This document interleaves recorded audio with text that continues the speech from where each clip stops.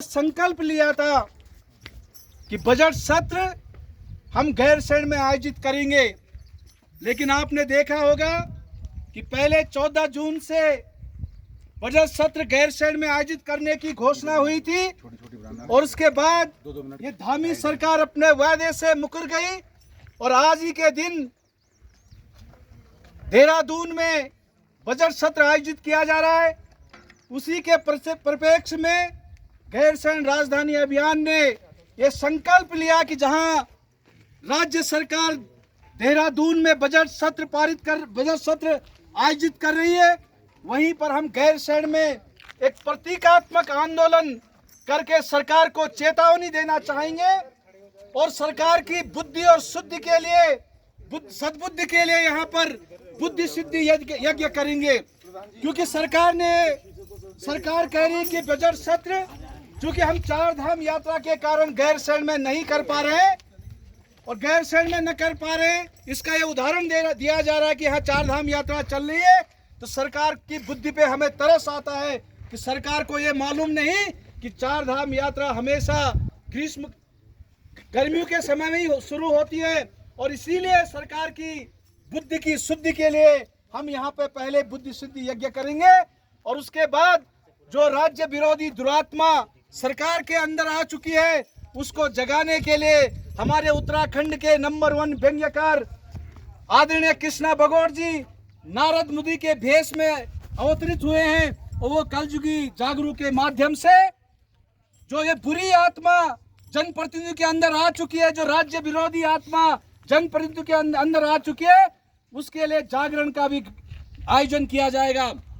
आज गौरव की बात है कि हमारे बीच उत्तराखंड के ऐसे क्रांतिवीर आपके ही चमोली जनपद के जिन्होंने ऐतिहासिक जंतर मंतर धरना स्थल पर फिर तक उत्तराखंड राज्य के लिए 6 वर्ष तक लगातार संघर्ष किया, वो हमारे बीच में देव सिंह रावत जी, उनका भी हम आभार प्रकट करते हैं। हमारे बीच में आप प्रधान जी रविंद्र प्रधान जी जो देहरादून के 21 वर्ष की अवस्था में पार्षद बन चुके थे, वो भी हमारे बीच में उपस्थित हैं। हमारे यहाँ जहरी खाल से भाई अनिल रावत जी, और हम सब के लिए सौभाग्य की बात है कि जो हमारे गैरसैंण राजधानी के अभियान के संयोजक है भाई मदन भंडारी जी, उनके वजह से हम यहाँ पे आए। हम उनका भी हृदय की गहराई से बहुत आभार प्रकट करते हैं।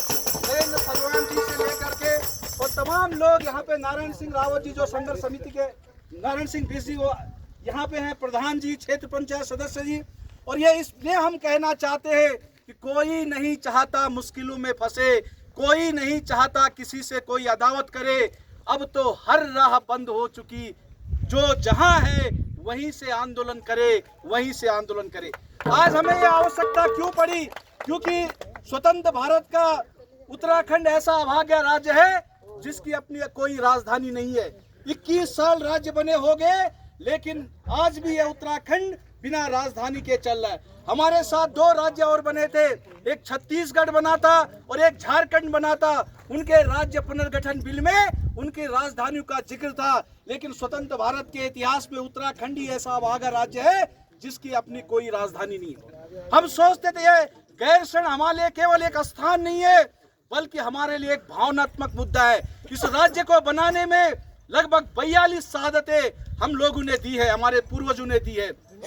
खटी माँ का नरसंहार, मसूरी का खूनी खेल, रामपुर तिराहे पे मातृशक्ति का अपमान हुआ, ये घटनाएं उत्तराखंड के लोगों ने सही थी और शहीदों की आवाज थी कि शहीदों की सपनों की राजधानी गैरसैंण होनी चाहिए। अगर 2000 में ही जब राज्य का गठन हुआ था गैरसैंण राजधानी बन गई होती तो आज जो 1000 गांव भूतिया गांव घोषित हो चुके हैं, वो गांव भूतिया गांव घोषित नहीं होते। जो 3500 परिवारों ने ताले लगा दिए अपने घरों में, वो 3500 ताले नहीं लगे होते। जो 1000 हेक्टेयर भूमि बंजर पड़ चुकी है, वो 1000 हेक्टेयर भूमि बंजर नहीं पड़ती। और जो करीब 8 लाख लोगों ने पलायन किया है, वो पलायन नहीं होता। गैरसैंण का राजधानी बनना इसलिए भी आवश्यक है क्योंकि हमारा राज्य सीमांत राज्य है। एक सीमा इसकी नेपाल से जुड़ी हुई है और दूसरी सीमा इसकी चाइना से जुड़ी हुई है। सामरिक दृष्टि से उत्तराखंड की राजधानी गैरसैंण बनना इसलिए भी आवश्यक है क्योंकि देश की एकता और अखंडता के लिए सीमांत जनपदों से जिस तरह से पलायन हो रहा है, अगर ये पलायन रुकेगा तो ये हमारी राष्ट्र की एकता और अखंडता के लिए भी गैर सैनिक का बनना बहुत जरूरी है।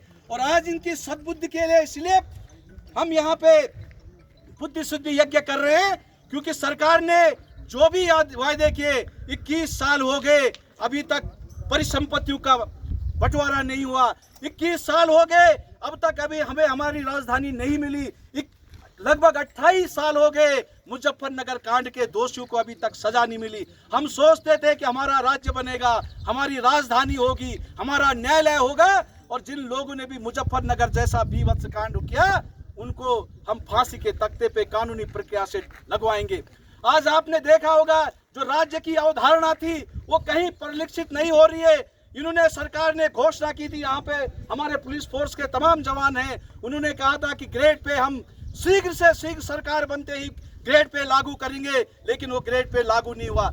आज आप देख रहे होंगे जिस प्रकार बेरोजगारी का आलम है, जो भर्तियां हो रही, पेपर लीक आउट हो रहे हैं, और आपने देखो 5 साल से अभी तक पीसीएस की भर्ती नहीं हुई। ये राज्य हमारे रोजगार के लिए भी बना था। आज आप देख रहे होंगे कि देश की औसत बेरोजगारी में सर्वाधिक बेरोजगारी औसत दर अगर किसी राज्य का है तो वो हमारे उत्तराखंड का है। पिछले 3 साल से यहाँ पे सेना की भर्ती नहीं हो रहे, हमारे बेरोजगार भाई दर दर की ठोकरें खा रहे हैं। आज आप देख रहे हो चाहे पीएमजीएसवाई की सड़कें हो, चाहे एनएच की सड़कें हो, सारे के सारे बाहरी ठेकेदार काम कर रहे हैं। आउटसोर्सिंग एजेंसी बाहरी राज्यों से यहाँ पे आयातित की जा रही है, और एक भी व्यक्ति को, हमारे जो लोकल लोग हैं उनको रोजगार नहीं मिल रहा है। क्या इसीलिए हमने उत्तराखंड बनाया था? और अधिक न कहते हुए मैं इन शब्दों के साथ अपनी वाणी को भी विराम दूंगा कि सोई हुई है राज व्यवस्था, इनके मुंह पे पानी मारो, खून इनका बर्फ बना है, कोई तो इसको पिघलाओ, कोई तो इसको पिघलाओ। और जिस तरह से आप लोगों ने राज्य बनने के लिए सबने एकजुट होकर के राज्य की लड़ाई लड़ी थी, उसी प्रकार हम गैर सैन्य राजधानी बनाने के लिए लड़ाई लड़ेंगे, परिसंपत्तियों के बंटवारे के लिए लड़ाई लड़ेंगे, और रामपुर तिराए के दोषियों को सजा दिलाने के लिए लड़ाई लड़ेंगे। हमारे बीच क्रांतिवीर देव सिंह रावत जी भी हैं, उनसे भी अनुरोध करना चाहता हूं कि 2 शब्द वो भी कहें। उसके बाद मदन भंडारी जी, और फिर उसके बाद अगर हम गैर सैन्य से हमारे नारायण सिंह बिष्ट जी, और उसके बाद हमारे बीच में उत्तराखंड के नंबर 1 व्यंग्यकार, हास्य कवि, वो जन जागरण के माध्यम से सरकार को जगाने का काम करेंगे। और मैं अनुरोध करूंगा देव सिंह रावत जी से। उत्तराखंड के शहीद अमर रहे, अमर रहे, अमर रहे। उत्तराखंड के शहीद अमर रहे, अमर रहे, अमर रहे। बाबा मोहन उत्तराखंडी अमर रहे, अमर रहे, अमर रहे। पुष्कर धामी होश में आओ, होश में आओ, होश में आओ। पुष्कर धामी होश में आओ, होश में आओ, होश में आओ। पुष्कर धामी डूब मरो, डूब मरो, डूब मरो। साथियों, आज बड़े दुख का विषय है कि 22 साल हो गए जिस राजधानी को बनाने का संकल्प लेकर हमारे साथियों ने आंदोलन किया था, लोगों ने शहादतें दी थी, उनको उत्तराखंड के इन नकारा मुख्यमंत्रियों ने, चाहे नानदत्त तिवारी हो या खंडूड़ी हो या अपने निशंक से लेकर बहुगुणा रावत सहित ये धामी हो, इन नकारा मुख्यमंत्रियों ने, अगर इनमें ईमान होता, उत्तराखंड से प्रेम होता, तो ये एक दिन में यहाँ पे बैठेंगे, चाहे यहाँ सुविधा हो या न हो। ये कहते हैं कि आज से मैं यहीं पे राजधानी शुरू करता हूँ, तो उत्तराखंड के नौकरशाही के नाक के बल पे यहाँ पे बैठती। नौकरशाही के लिए उत्तराखंड नहीं बना, किसी मुख्यमंत्री के लिए उत्तराखंड नहीं बना, किसी विधायक के लिए नहीं बना, यहाँ की मातृशक्ति और यहाँ के लोगों के कल्याण के लिए उत्तराखंड बना। तो इन्होंने इतना बड़ा विश्वासघात किया उत्तराखंड में। हमारी इच्छा है कि महाकाल इन्हें दंड दे। जिस प्रकार से नानदत्त तिवारी खंडूड़ी बेनकाब हो गए, कह रहा था ईमानदार आदमी हूँ, कह रहा था मैं विकास पुरुष हूँ, बिल्कुल विनाश पुरुष साबित हुए उत्तराखंड के लिए। और ये तमाम जो आज धामी कह रहा है कि प्रथम सेवक बनकर मैं उत्तराखंड की सेवा करने के लिए शपथ ग्रहण कर रहा हूँ। अरे बेशर्म, अगर जरा भी शर्म होती है तो उत्तराखंड की इस पावन धरती पे नाक रगड़ता, यहाँ पे शपथ लेता, उत्तराखंड के शहीदों को नमन करता। प्रथम सेवक ये नहीं होता कि लाखों रुपये का जो संसाधन है विकास का उन्हें विज्ञापनों में लुटाता, अपनी फोटो छपाता, अपने तमाम हमारा मित्र है वो।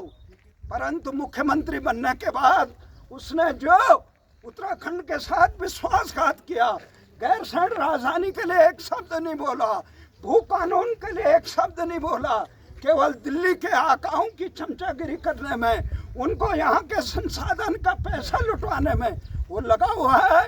आने वाले समय में भी उनका ऐसा ही हाल होगा जैसे नारद तिवारी का हुआ, जैसे खंडूड़ी का हुआ, जैसे बहगुणा का हुआ, और जैसे ये त्रिवेंद्र रावत ने यहाँ पर इतना बड़ा पाप किया। ग्रीष्मकालीन राजधानी किसने मांगी थी? ग्रीष्मकालीन राजधानी। सबसे बड़ी बात है उनका जो वर्तमान अध्यक्ष है ये मदन कौशिक, उसने इसी विधानसभा में यहाँ पे पूर्णकालीन राजधानी का निजी विधेयक रखा था। उनके अजय भट्ट ने यहाँ पे राजधानी बनाने का संकल्प लिया था। ये दल चाहे कांग्रेस हो या भाजपा, अगर सत्ता में रहते हैं गैरसैंण भूल जाते हैं, जैसे सत्ता से बाहर होते हैं गैरसैंण की याद इन्हें आती है।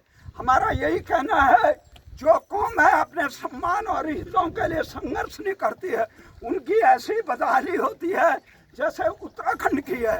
देश के सारे माफिया यहाँ भर चुके हैं, भ्रष्ट अधिकारी यहाँ भर चुके हैं। क्या इन भ्रष्टाचारियों के लिए उत्तराखंड बना? नहीं।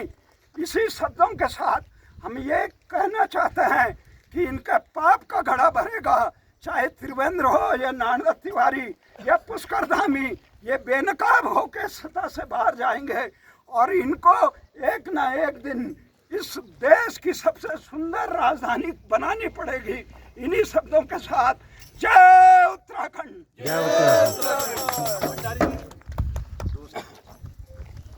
सबसे पहले तो यहाँ पर उपस्थित हमारे आंदोलनकारी वरिष्ठ, राज्य आंदोलनकारी माताएं, बहनें, तमाम जितने भी लोग यहाँ पर उपस्थित हैं, आप सभी लोगों का तहे दिल से आभार प्रकट करता हूँ कि आप सब लोग गैरसैंण की जो राजधानी की जो लड़ाई है, इस मुहिम में आप लोग हमारे साथ जुड़े हैं और आप पिछले काफ़ी समय से हमारे साथ जुड़े हुए हैं।